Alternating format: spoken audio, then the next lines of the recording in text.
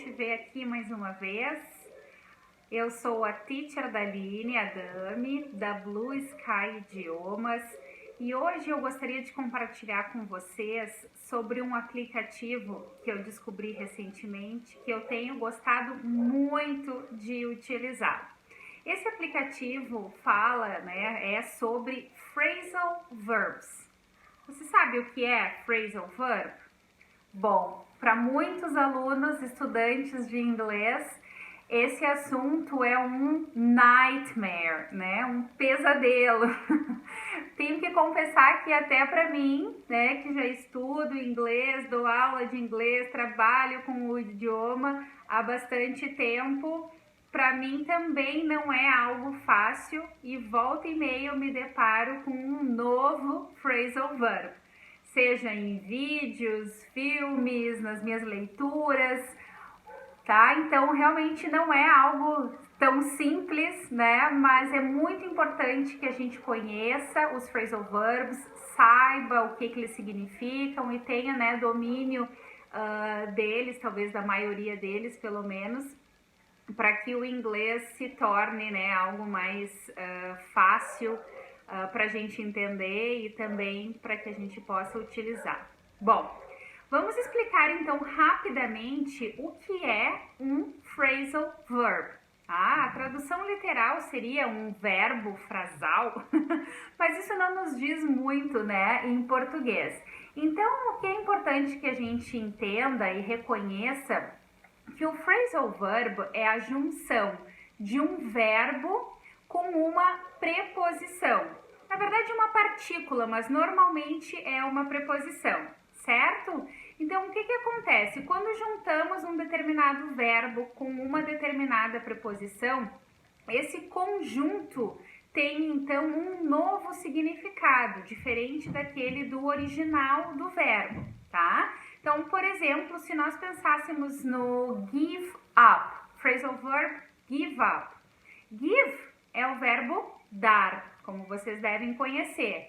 Mas give up significa desistir, parar de, fazer algo, por exemplo, tá? Então, não tem nada a ver com o sentido original do verbo give. Então, é como se você precisasse aprender um novo verbo, Um dia você aprendeu que give significava dar, e hoje, por exemplo, você vai aprender que give up significa desistir, certo? Então, é como se realmente você aprendesse um novo verbo, porque muitas vezes não faz sentido, com a tradução original, então, que esse verbo tem, certo? Poderíamos pensar em diversos phrasal verbs, e realmente existe uma infinidade deles, Com um único verbo, muitas vezes podemos ter, 5, 6, 10 phrasal verbs diferentes.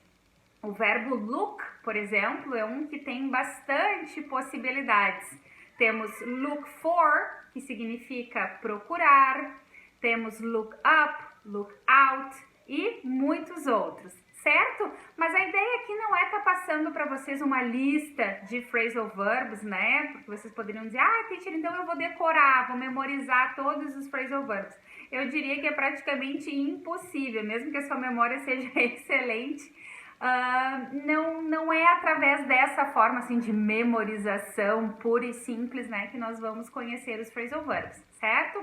É importante que você se exponha à língua, leia, ouça, faça anotações, e conforme eles forem surgindo, você vai então tentando utilizar no seu dia a dia. Essa é a maneira mais efetiva, de aprendermos phrasal verbs, certo? Então eu mencionei give up, desistir, look for, procurar. Tem um que eu tenho certeza que você deve conhecer, talvez nem sabia que ele era um phrasal verb, mas já o utiliza no seu dia a dia, na fala de inglês, que é get up.